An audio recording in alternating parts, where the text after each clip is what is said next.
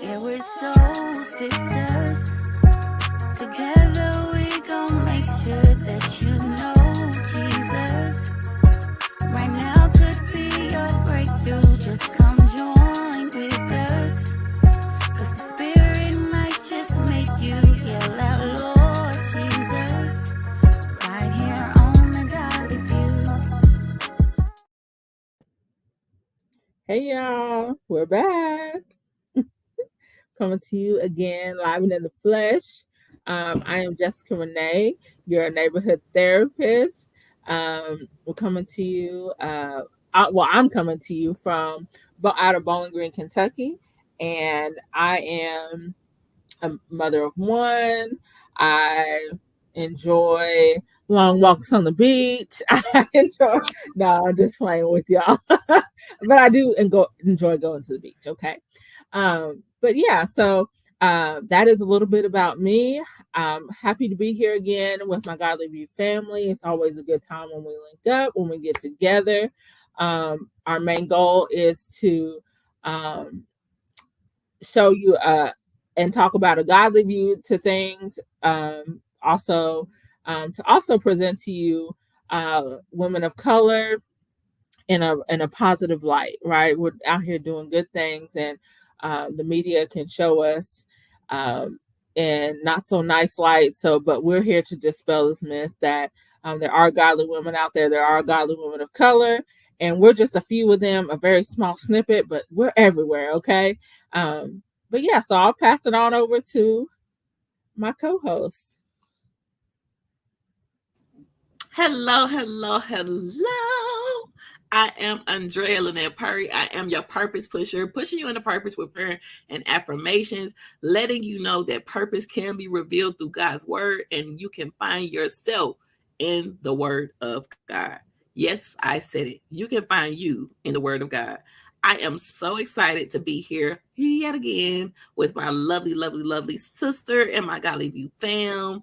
Thank you so much for being here with us. I hail from the great state of Mississippi by way of California. I don't be telling y'all that all the time, but I'm gonna start telling y'all. I was born in California. I was born in these Cali streets, but we moved to Mississippi when I was like maybe 12, and I'm a Mississippian now. But I still rep Cali. Most of my family, like a lot of my cousins, uncles, aunties, they in California and all over pretty much, but a lot in California. So 2 more things about me. I love God. I love people. And I am a HR rep for the VA. And I retired from the military after 18 years, serving my great country, and just happy to be here. I love having conversations with my Godly View fam. I love this. I was a fan before I was fam. I just want y'all to know that. I was a fan before I was fam. And now we don't even have fans no more. We have all fam. Yeah. So we're excited that you guys are here with us. This is one of our fun episodes where we just talk about hot topics, what's going on in the world. And I think I'm gonna take it in a couple of spins because the way Jessica started us off was talking about, Black women being seen in a positive light. What do you think about Kelly Rowland being blasted? I guess she was supposed to be a co-host on the Hoda show. And they said that she walked off the set because she didn't have a big enough dressing room. Oh, this is the first I'm hearing about it. So I will say that they said that. She didn't say that. She did not say that. And this is what I think when people say they said. Now, who is they? Yeah. And then when you think about Kelly, does she give diva? Do she give like I'm walking off the set? Like something else happened. Yeah. I feel like no. but I feel like sometimes people can shock you too, but I don't see that about her. I maybe that could have played into the whole ordeal of her walking off. I mean, we don't know, but I think I do think at times when you're coming into something new in those types of arenas, I do think people can try to make you feel like you haven't earned the big dressing room, right?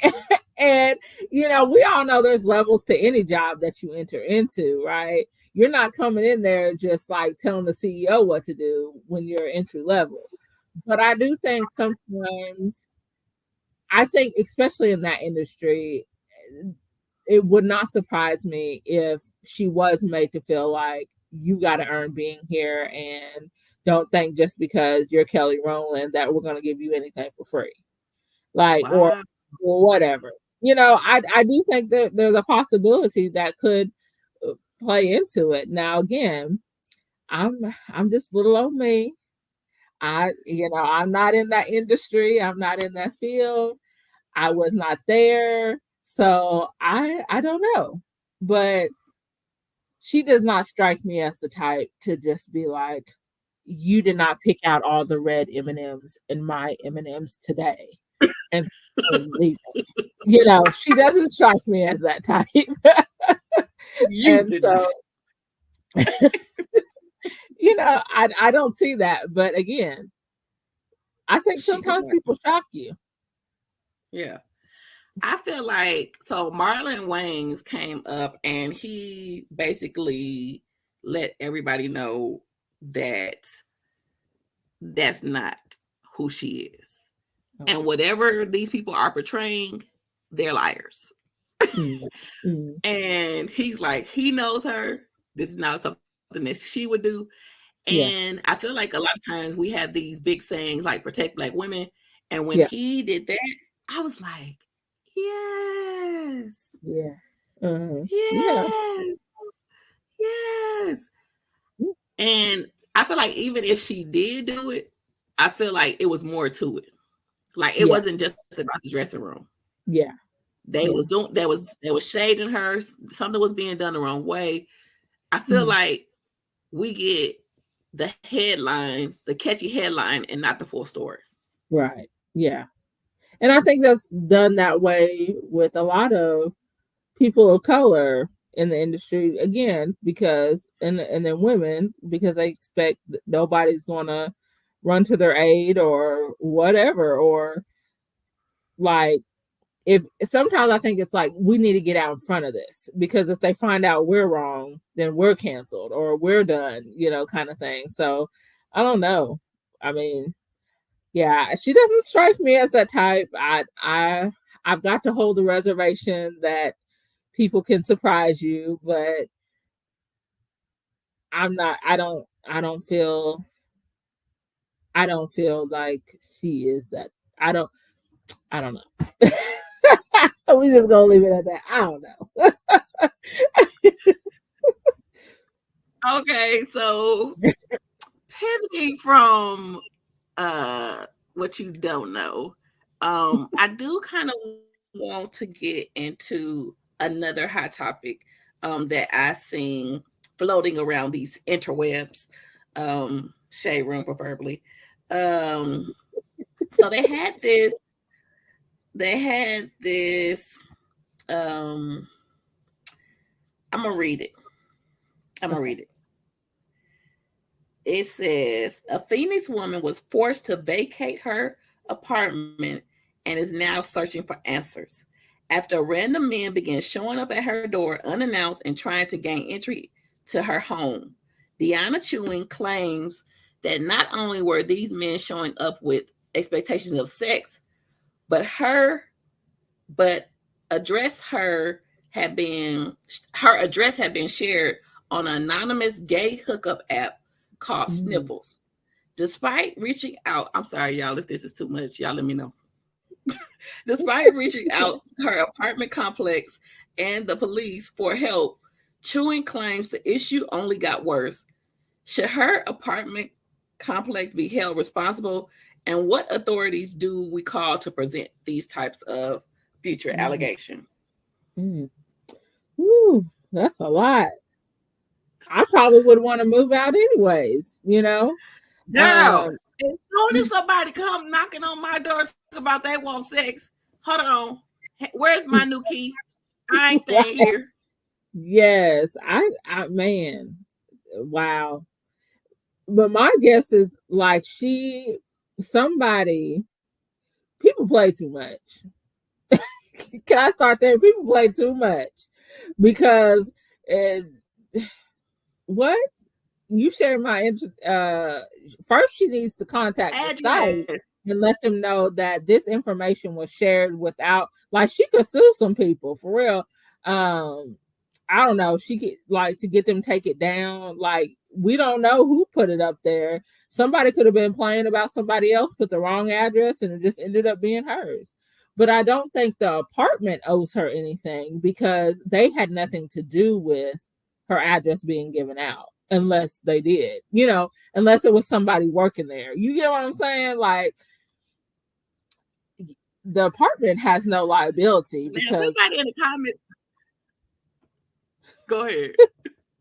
I'll just say, like, and it does make sense. Like, they don't want you calling the police line for non-emergencies. I guess that would be an emergency if somebody's trying to get in my house, Baby, an intruder. Yeah, but if I your mean, address is as far as that, what can the police do besides you don't have a name to give them of who could have shared it? Like, there would have to be a class action suit against the website. And that could take you years because, again, you got to find who owns the site. You got to fight through all of that. Who all shared it? That sounds like a headache. I feel like the first my heart thing goes will out be to that woman. first thing would be move out, call the police.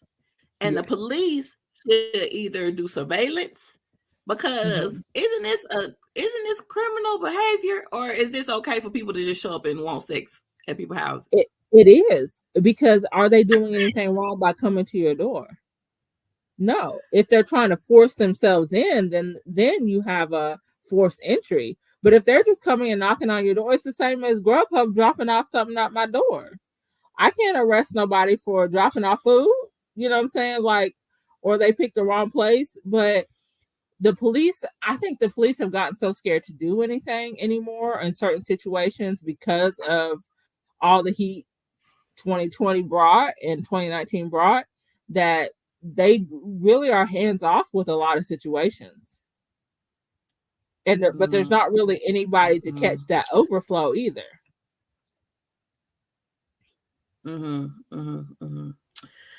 So I feel like this is another case of protect Black women. So first, I feel like don't open your door if you don't know who at the door, and you a woman who live alone. Yeah. Call the police. Somebody's at my door. I don't know who they are. I'm not just opening my door to random strangers. Right. I ain't doing it. Yeah. I even had yeah, this is me. Okay. Don't judge me. But before I opened up my door for, it was like a roofing company or something, and I did not see a sign on the man truck. But I waited till he put the thing on my door and for him to walk off, for me to call the company. Is this a company legit? Now, I ain't asking him, is this legit? But I'm investigating before I'm letting anybody in my house. I'm investigating. Yeah, I don't live by myself. Right. I don't live by myself, but they should identify who they are. Right. I don't live by myself, but at the same time, I feel like as a woman, I have to still take certain precautions. And for me, if I don't see like this person and I have not called somebody out, or I have not said I want this person to come to my house, I'm not just opening my door. Right. And I don't really like opening my door for DoorDash. Yeah, because you don't know those people, but I know, like, here, it may just be a Southern thing. Well, you're in the South too, but Like here, when people are out, you know how people go sell stuff door to door or whatever. Like they're supposed to have a shirt on and everything like that, and most times they do. I haven't really met anybody that didn't. But I noticed the men will they'll knock, but then they'll back up from the door. They'll leave space between you and the door so you feel comfortable talking to them. Like you still might talk to them through the door, but they back up so that you know that they're not there to do harm. So they do that here too. Mm-hmm. I like that. Mm-hmm. So speaking of doing harm, who the TF did I marry? Ressa Tessa has been a hot topic on the TikTok, and I believe she even have like a Facebook page where, because that's where I watched some of it on Facebook. I thought this was an actual show, and I'm looking like, where can I watch the show? Who can? This is one person. I thought this was an actual show, like that had come on, and you know, like. No, it's this one girl. I guess she's gonna get a show. I'm guessing that's what's gonna happen. They're gonna make it into a Lifetime movie. You know, like I don't know. It definitely is a Lifetime movie. It's definitely a Lifetime movie. Yeah. Somebody said so. There's 54 TikToks, 54 parts. Yes. And somebody said when they got to part 46, and she said he was a twin, they yelled. Man, because was the twin coming back and forth? Like, who was it? Who was? Yeah. Well, I read, like I said, I read the synopsis on Facebook that somebody had posted, and then I watched about 6 videos, and I was like, this is too much. She talking too much for me. I'm glad she tried to give all the details, but man. Like that was just a lot. Like this may help her in court because it's so detailed. I don't know, but man, he 54 videos, James. 54. He really 54. He really played, like he said, this is my role. I signed up for it, and I am going to play it till it can't be played no more. That is a commitment. Like, and you know, that is really like a disease. Like people be out here believing their own lies. Like they really living what they saying, but ain't living none of it. Like that's bad when you believe your own lies, you know? Like how do you ever make a person self-aware who was just so completely not aware? But the crazy thing is they matched on Facebook dating and they matched on Tinder. And she said his name was different on both pages. And he pointed it out. He said, did you know we matched on both apps? He pointed it out. That was a red flag. That was a red flag. Yeah. And she said it. She said it was, but she ignored it. She didn't check up on it. Yeah. And to me, if she wanted to title that part of the episode, like if they have like, you know, the TV series, are you a red flag collector? Because I'm collecting all the flags. Because when she found out that everything he was saying about getting the house wasn't true, when she called the realtor and he was like an old white couple already bought the house. So she went back to him and, you know, was like, don't worry about it. Don't worry about the house.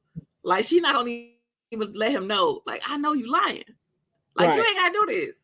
He's trying to protect him in his life. I'm like, girl. I think sometimes, and you can say, what do you think? I think sometimes that, again, I think we get so caught up in wanting something that we just, like, it's not that we don't see the red flags. It's just that we'll turn them pink, you know, or we're so far in, like, it's kind of like now I don't want to back out because I put this much time into this person, or I've, you know, or now I'll feel like a failure. It's our own feeling of I failed at this or whatever that keeps us going. Because because there's many a times where it's just like you said, like that she found that out. Then, but my thought was always, how was he paying these bills? Like, how was, she's like, I never thought anything about it because the bills were always paid. We never had any trouble like that. So where was he getting money? She said he went to work, but he wasn't the VP. So maybe he just worked on the floor. I don't know. That's the part that really bamboozled me. He was a what you call the people who drive around on things in the factories? Forklift driver. Forklift. Yeah, that's what he did. He can make enough money to pay her townhouse bills. Oh, that's true. But he ain't making $750,000. So that was another thing. Like, I'm like, okay, I'm sitting here trying to get into his mind because that's what I do for a living. I try to get in people's mind. I'm thinking, okay, so for him to be real good at this and for her to have seen this letter, he either had to just email somebody from that company and then they said, I'm out, or he had to create an email with a signature, with the little logo, and send it to himself from another. That's what he did. That's what he did. That's a lot of work. That's what he did for every single thing. When I say for everything, that's what he did. He was the person on the other end, and he was the person who was receiving. Now, somebody said that if she would have Googled like Chase acceptance letter, she probably would have found where he got the acceptance letter. Yeah. The same one. If she would have Googled like something else that they was like she should have Googled and seen, like, because he had documentation for everything. Oh, right. You want to see this? Oh, you want to see this? Yeah. Like, and then for I think the thing that I kind of felt bad about, I didn't watch all of them either. Mm-hmm. I didn't watch as many as you did either. I watched a lot of like reviews of it that was like 10 minutes or less.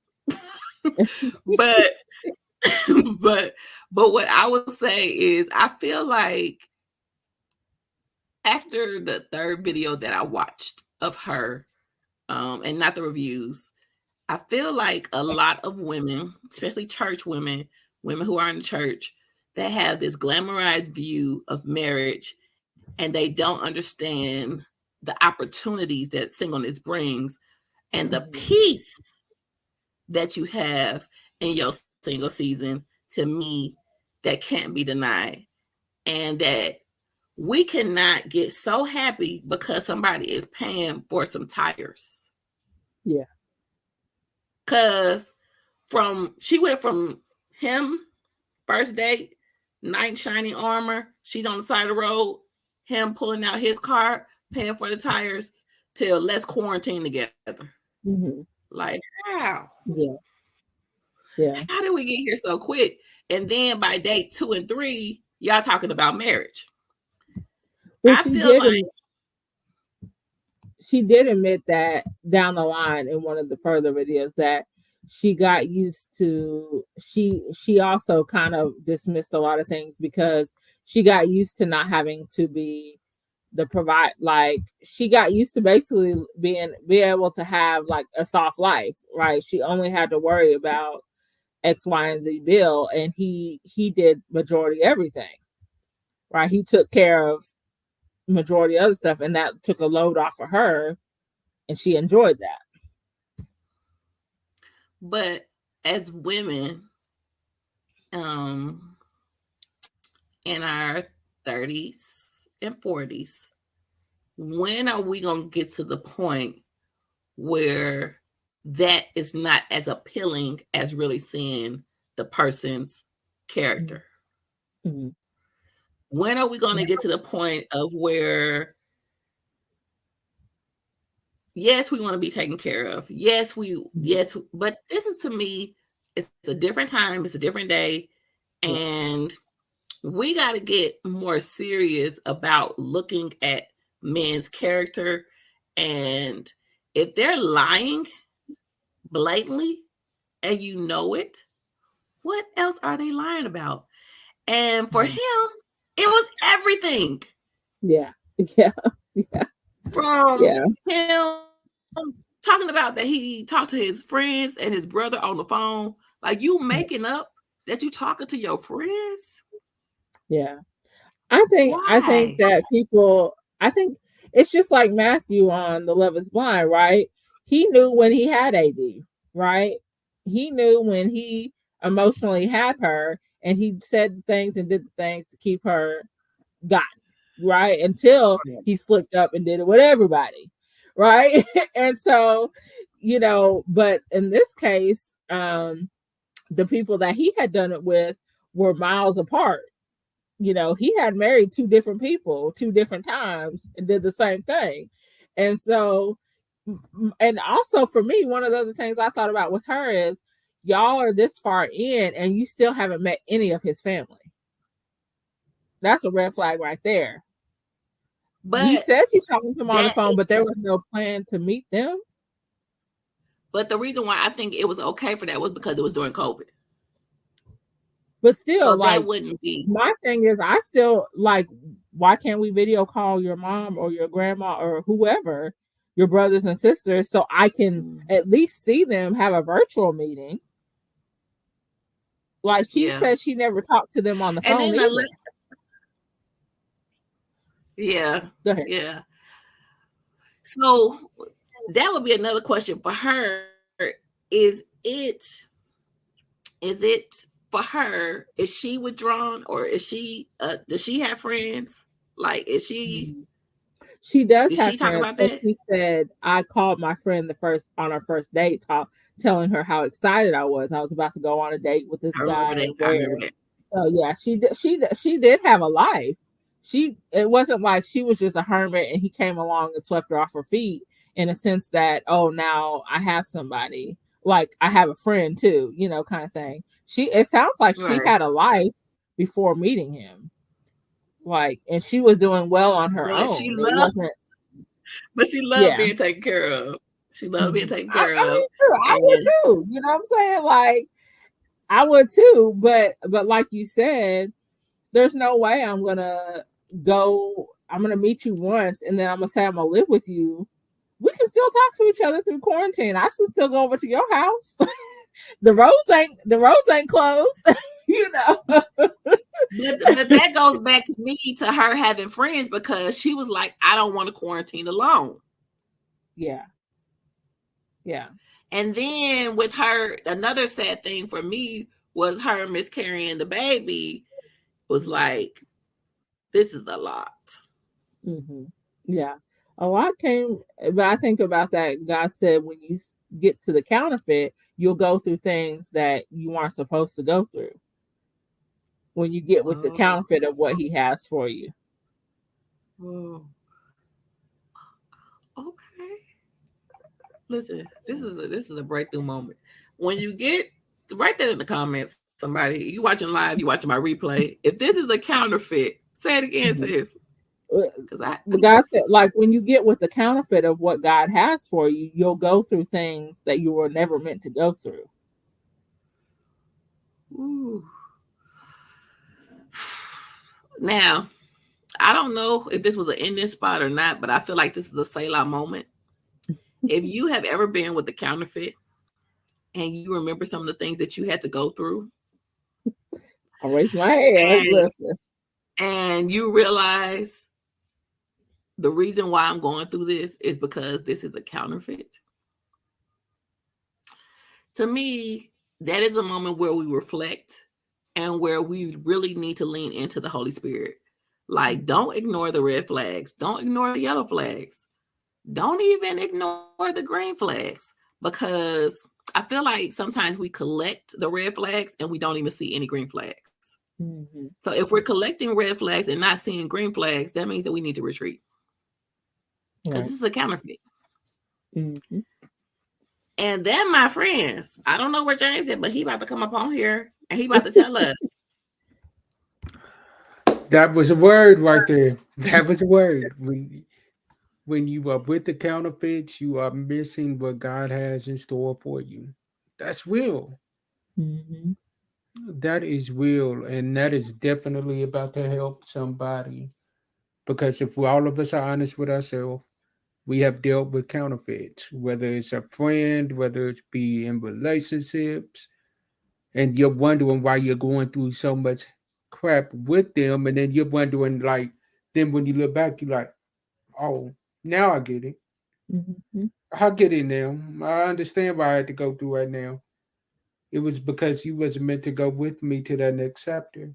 Mm-hmm. But where we mess up is when we know they are counterfeit and they show us who they are, because we have become comfortable with that counterfeit, we try to drag them along with us to that next season that we're going into, and Mm-hmm. then wondering why we getting mud on us, dirt on us, we getting Yep. bumps and bruises. The reason why is you taking baggage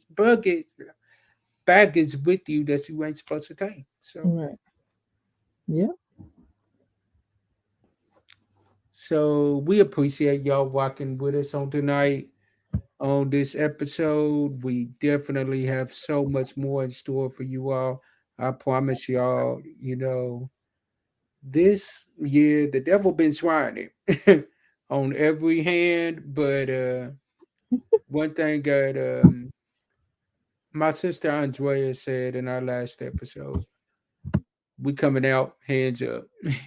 And we're coming out even better. We're coming out worshiping and we're coming out praising God because we know this wasn't nothing but a pit stop to get us to the palace where we're supposed to be. So we love y'all. God bless y'all. And stay tuned for the podcast episode, which will drop on Sunday. Peace. Love y'all.